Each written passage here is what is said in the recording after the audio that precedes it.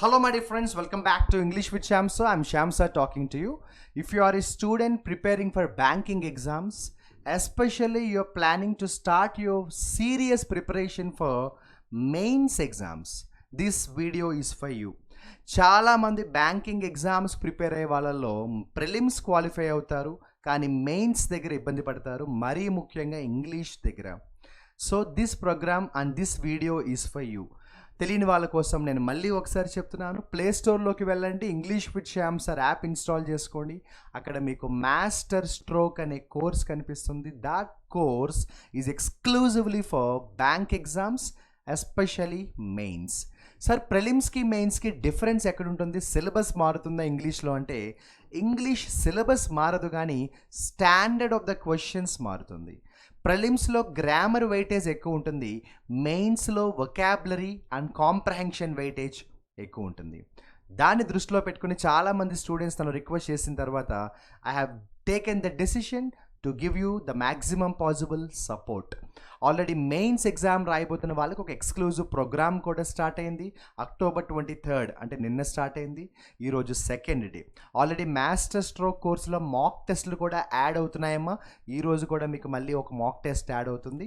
చాలా జాగ్రత్తగా ఎగ్జామ్స్ రాయండి, వీడియో ఎక్స్ప్లెనేషన్స్ కూడా యాడ్ అవుతాయి, జాగ్రత్తగా ఫాలో అవ్వండి.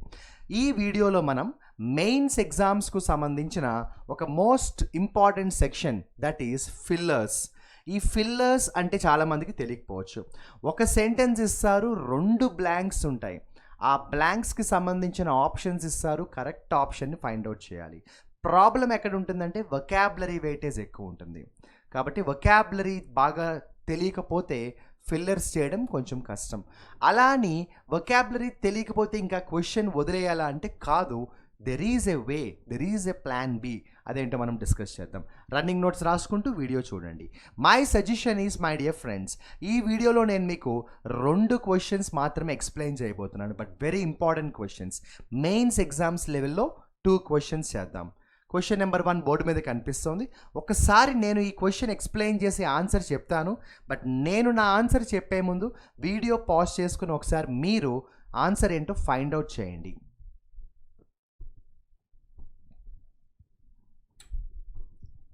రైట్ మై డియర్ ఫ్రెండ్స్, ఒక్కసారి చూద్దామా.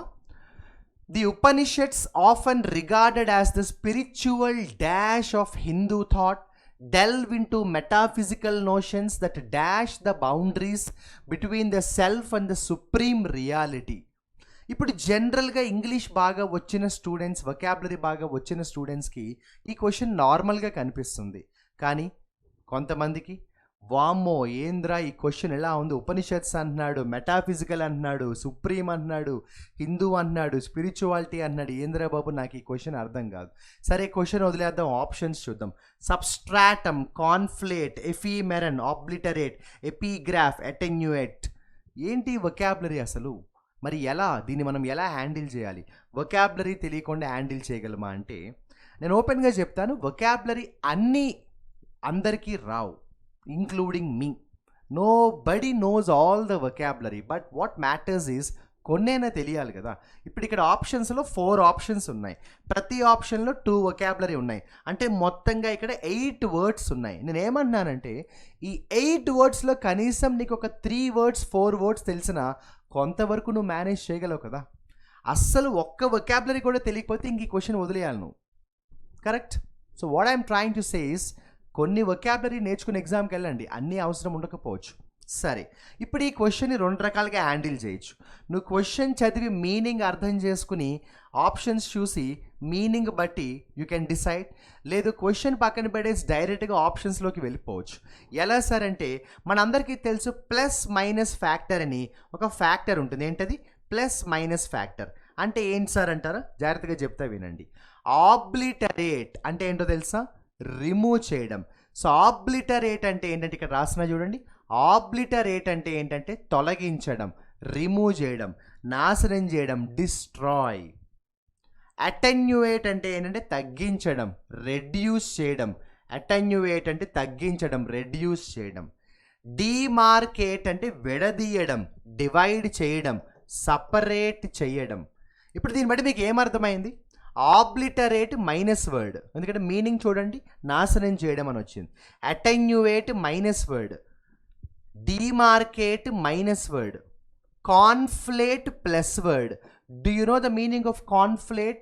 కాన్ఫ్లేట్ అంటే కలపడవమ్మ, యాడ్ లేదంటే జాయిన్ అన్న మీనింగ్ వస్తుంది, లేదంటే జాయిన్ అన్న మీనింగ్ వస్తుంది. ఈ 3 మైనస్ వర్డ్స్, ఇది ప్లస్ వర్డ్.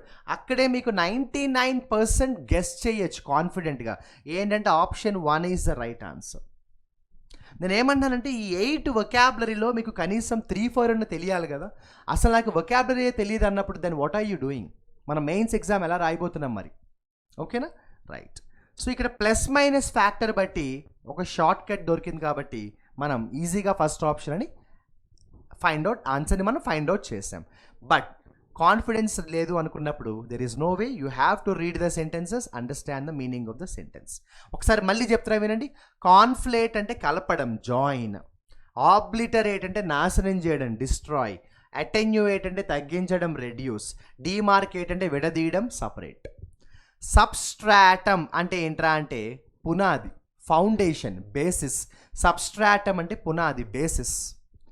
ఎఫీమెరన్ అంటే టెంపరరీ, తాత్కాలికం. ఎఫీమెరల్ అంటాను చూడండి, మనకి జోగ్రఫీలో కూడా పెరిన్నియల్ రివర్స్ అని వస్తాయి. ఎఫీమెరల్ రివర్స్ అంటే టెంపరరీ. ఎఫీమెరల్ అంటే టెంపరరీ, తాత్కాలికం. ఎపిగ్రాఫ్ అంటే సింపుల్గా చెప్పాలంటే ఇమేజెస్. ఎపిగ్రాఫ్ అంటే ఇమేజెస్ అని రాసుకోవచ్చు, ఓకేనా? ఏ ఇమేజెస్ అంటే వాటిని ఏమంటామంటే ఇమేజెస్ అన్నాం అంటే ఇన్స్క్రిప్షన్స్ అంటాం. కాయిన్స్ మీద చూడండి, లైక్ కాయిన్స్ మీద బొమ్మలు ఉంటాయి కదా, ఇన్స్క్రిప్షన్స్. ఇక సిములాక్రమ్ అంటే ఒక రకంగా చెప్పాలంటే ఇమేజెస్ అనుకోవచ్చు. సో ఇక్కడ ఏమైందంటే మనకి ఈ 3 పర్టిక్యులర్ వర్డ్ మైనస్ ఉండడం, ఇది ఒక్కటే ప్లస్ ఉండడం అనేది ఆన్సర్ అయితే చెప్పాము. సబ్స్ట్రాటమ్ అంటే బేసిస్ చెప్పాను, మీనింగ్ కూడా ఎక్స్ప్లెయిన్ చేశాను. ఇప్పుడు మీనింగ్ చెప్పాను కాబట్టి వాట్ ఈస్ ద క్వశ్చన్ చూద్దాం.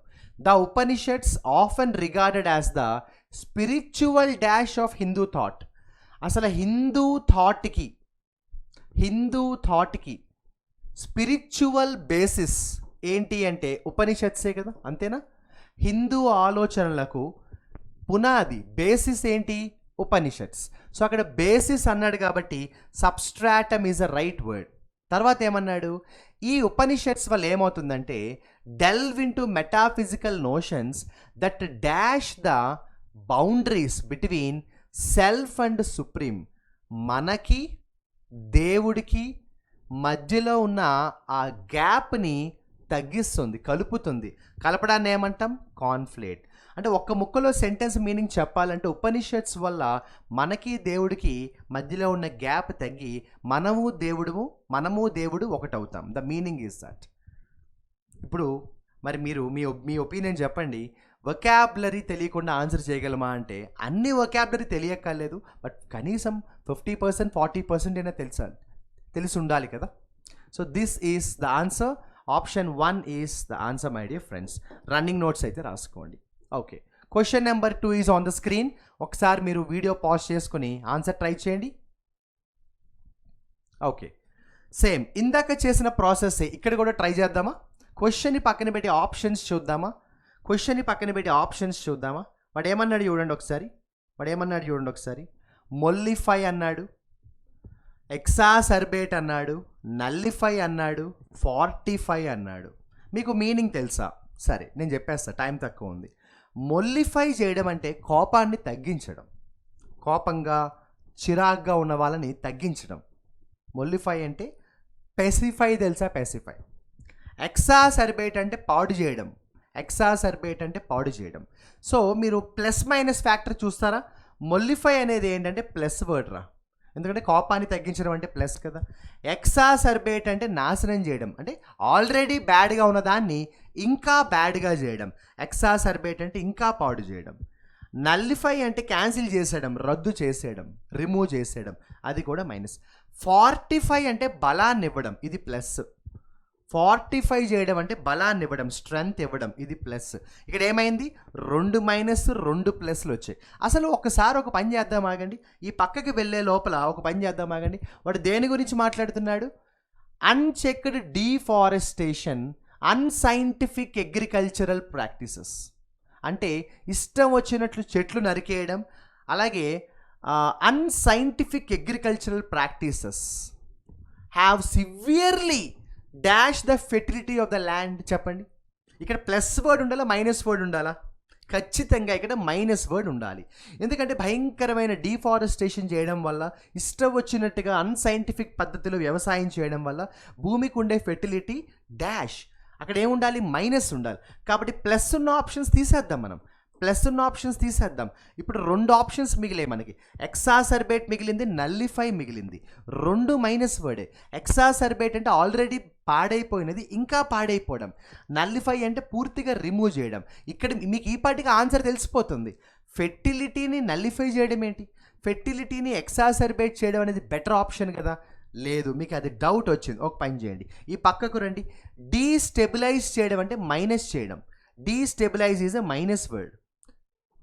వెనిరేట్ అంటే ఏంటో తెలుసా? గౌరవించడం, రెస్పెక్ట్. ఇది ప్లస్ వర్డ్. ఇప్పుడు చూడండి, లీడింగ్ టు పెర్నీషియస్ అంటే ప్రమాదకరమైన cycle of soil erosions that dash the ecology. ఈ భయంకరమైన డిఫారెస్టేషన్ చేయడం వల్ల మొత్తం ఎకాలజీ అంటే ఏమవుతుంది? వెనిరేట్ అవుతుందా? వెనిరేట్ అంటే రెస్పెక్ట్. మధ్యలో రెస్పెక్ట్ ఎందుకు వస్తుంది? అసలు ఈ సెంటెన్స్ మొత్తం మైనసే కదా, కాబట్టి డీస్టెబిలైజ్ అవుతుంది. Second option is the right answer.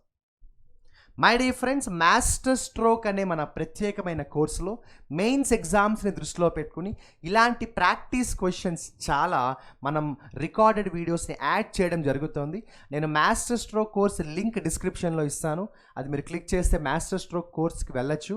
If you are a banking aspirant especially targeting mains, I'm sure this course will give you a very good knowledge, very good level of knowledge. ఇలాంటి practice questions daily series లాగా కనీసం ఈరోజు చేసినట్టు 1, 2, 3 యూట్యూబ్లో ఫ్రీగా మా కోసం పెట్టండి అంటే చెప్పండి, కమెంట్ సెక్షన్లో మెసేజ్ చేయండి. నేను యూట్యూబ్లో కూడా అట్లీస్ట్ ఒక 2 క్వశ్చన్స్ అయినా ఇలాగా నేను మీకు ప్రాక్టీస్ క్వశ్చన్స్ యూట్యూబ్లో కూడా డైలీ సిరీస్ లాగా చేద్దాం. Wish you all the best.